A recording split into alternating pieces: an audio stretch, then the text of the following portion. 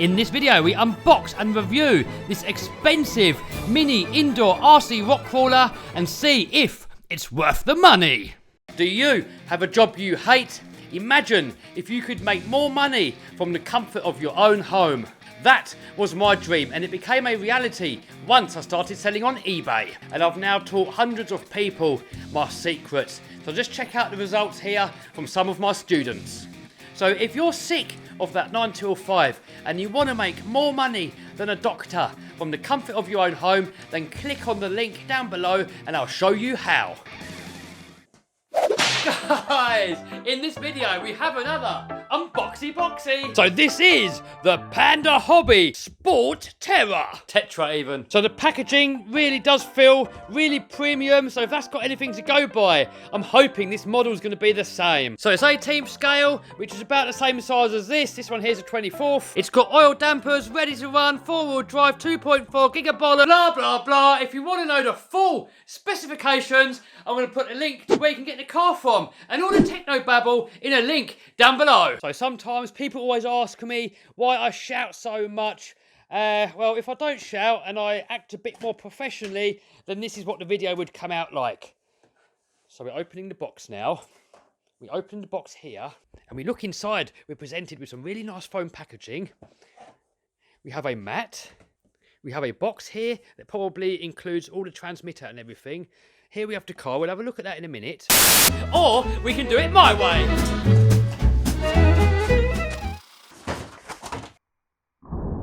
Subscribe! So in the box you get the car, controller, batteries, charger, instructions, stickers, a few odds and ends, light kit, spanner, but you do need to supply your own AA batteries for the controller. So we're going to install all of these parts onto the car and then we're going to have a proper look. But one thing I have noticed is that the controller looks to be the exact same one that comes with the Axial. So while we're fitting all those parts, let's charge up the battery with the supplied charger. And all you got to do is plug it into your USB port.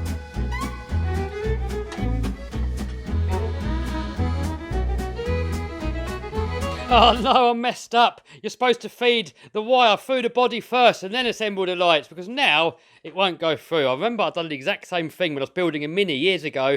I made all the brake lines and I kept forgetting to put the actual fitting over before I fled it. Anyway, enough waffle, more action.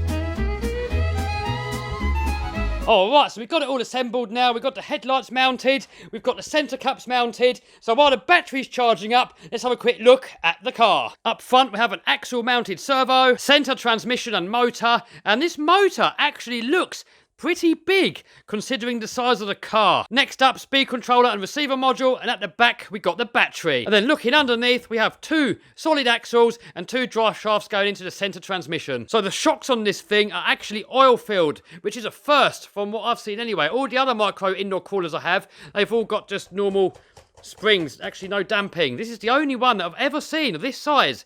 It's got oil-filled shocks. And then we have a metal ladder frame chassis, just like on a real 4x4. Now guys, I don't know if this is coming out on camera, but this really does look like a premium piece of kit. It looks like a proper hobby grade, and the quality of it, I cannot fault it anywhere. And I'm hoping that once that battery's charged up and we give it a go, it's going to perform as well as it looks. Battery's charged, the battery's in, so now to get it to run, you've got to turn on the radio here, plug in the battery, and turn on the car. So steering, plenty of speed and power-wise, whoa, it's pretty quick actually, especially for a crawler. But guys, check it out. I reckon that looks absolutely epic.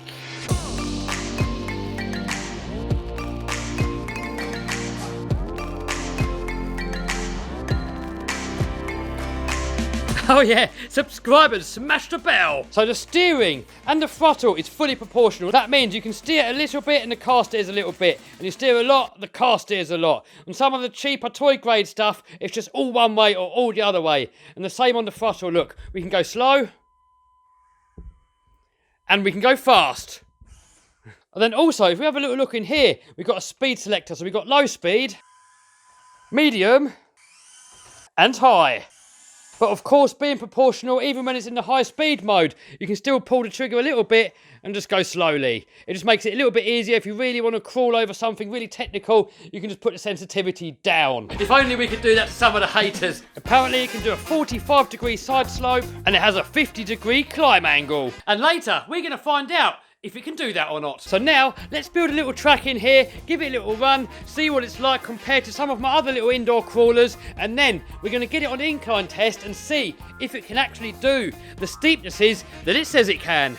So here we go, I've just built myself a little circuit to come around the studio here. A lot of people say that this Axial SCX24 is the best indoor crawler, so we're going to start with that one first. My favourite one is the HBX Devastator. It's got 4-wheel steer, but it's not really fair because this one's not realistic. These are more of a scale rig. Then next we have the Hobby Plus 1/18 scale, and then at the end we have the Panda Hobby. We start off on the rally build, we go over this bridge, over the 6x6, down onto the bench, we got to try and make it our way over this speaker box, and then over Ugga Dugga Valley, over the subscriber ramp, round the corner here, down this slope here, rock crawler section, and then we go over the top of these little RC cars here. I don't know if you guys remember this one here.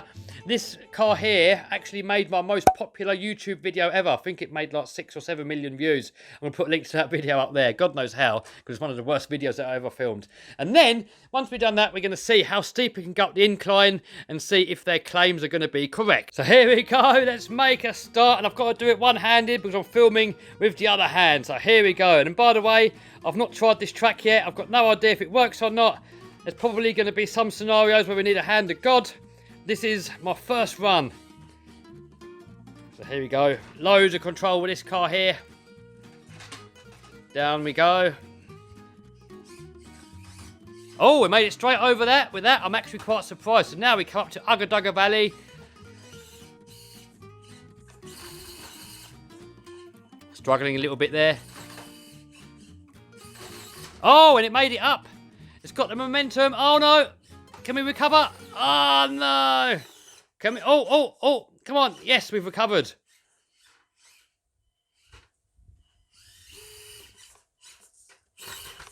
All right. Take out. Uh-oh. Ah, tumble wumble. All right, first hand of God. Easy. I'm guessing this bit's going to be easy here. Whoa, and miss. Oh, tumble wumble. Oh, dear. All right. Over the rock crawler section. Easy. Well, all right, not easy. Now, this is a bit I'm guessing they're all going to struggle on.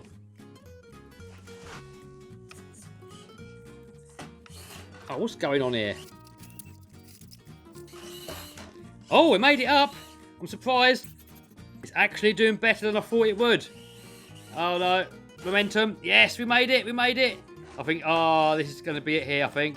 I don't think it's going to make it over this one. Oh, battery's gone flat. So a little bit unfair because I forgot to charge the battery. But anyway, it did really good. It did better than I thought it would. If you want to know where you can get this from, and for that matter, we can get any of these other ones from, there's going to be a link down below. Here we have the Devastator. This one here's got the advantage of having 4-wheel steer. At the moment, I've got it turned off. We're just on front wheel steer at the moment. But we can later on, we can turn it on if we need to. I'm guessing this is the one that's going to do the best, in my opinion. I haven't tried it yet, so I don't know. Easily over that section. And also having the wheels more exposed, it kind of just makes it get over the obstacles a bit easier. There's less bumpers and stuff in the way. Yes, easily getting over that. Nice. We haven't even used the rear wheel steer yet. Oh, and it's actually got some grip on the slope. Up to the rock crawler section. Easy, where it's so flexible. It's just behaving like a spider, going over the top of everything. Oh, it hasn't quite got the speed of the previous car, so I think this is what's going to let it down. So anyway, we've got 4-wheel steer, so we hit that. So now look, 4-wheel steer, and that can actually help us get the back end over stuff, as you can steer it and manipulate it to get over there. Oh, there we go, look, see? That's exactly what we wanted. This is the bit I'm not expecting any of the crawlers to be able to do, but it's going to impress me if it does. A big gap there for the wheels to fall into. Oh, can it? Oh, could it do it? I mean, we're about to fall off the side now. No hands of God yet. So now I want to shimmy it over this way a little bit. So we hit the button now, and now we've got crab steer. So I can move forward like that, and then back like that to get it closer back to where I want it. Then we can hit this button again, and it's got 4 different steering modes. And now we're back to normal 4-wheel steer. So a bit of momentum, and hopefully it's going to get over. Oh, no, come on. You can do it. Oh, guys. It did it with no hands of God. That is crazy. That is absolutely crazy. And on this one here, we're going to have a little play on this later on to see what the maximum steepness is on what the cars can do. That's probably about the limit for that one, actually. And we're coming in at 53 degrees, but we're going to do more of that later on. We're going to see which one can do the steepest. So now we're moving on to the bigger crawlers now. This one here is the Hobby Plus. So compared to the other two, look, it is a little bit bigger, and we're getting on to roughly the same size as this one. This one's maybe a little bit smaller. By the way, I've done reviews on all of these other cars before, so I'm going to be putting a link down below to all the videos of all of these cars so you can know where you can get them from, and also where you can... what's going on here? That's a good start. So I'm going to be putting the links down below of where you can get the cars from, and also the link to the full review video. So if you want to know more about any particular car, like this one here, for example, I've done a more in-depth review where I'll show you under the hood, and I'll show you all the bits and all the benefits, and all the features, and all that stuff there. Oh, struggling over that bit. Oh, there we done it. This one's got quite a lot of speed. Perhaps the fastest one of all of them, so we've got the advantage of wheel speed. Got that bumper there, that's what I was saying about the Devastator. It's got that advantage of having the open wheels, so it hasn't got the stuff in the way. So I think we're going to need a hand of God here. The downside for this one here, being a longer wheelbase, is more likely to get hung up, and also we've got more overhang on the back here, look, so we're more likely for the back bumper to dig in and get stuck on obstacles. Down the slope, donk. Now with this one, being the longer wheelbase, it might, well, do better going over these cars that are coming up in a minute. But also we've got more overhang, so maybe it won't. We're going to see in a minute. Come on. This one did really, really well in the last test that I did. This time round, it seems to be struggling. See, the longer wheelbase is making the chassis hit. But it's quite fast, so we've got the advantage of wheel speed. Ah, hand of God. And also doing it one-handed does make it a lot more difficult. The longer wheelbase actually harmed it there. So now, lastly, we have the Panda Hobby. This one here, in my opinion, is the best looking one. It looks really realistic. It definitely has the best build quality. But being big, longer wheelbase, maybe will not help its crawling ability. We will see.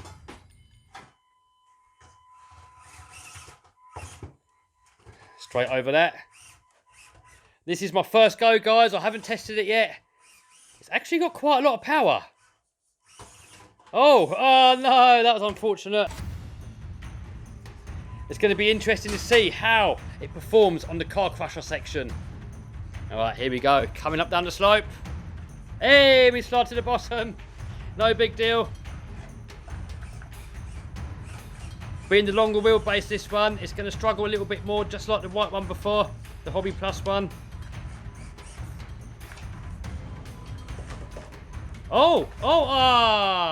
Guys, doing this one-handed is definitely a bit of a struggle. You definitely lose a little bit of control doing it one-handed. But it's a fair test. We're doing the same on all of them. And not having the rear wheel steer on this one is definitely making it harder. Look at that big gap in the middle there. It's just falling straight in there. So that's impossible. It's never going to get it over there.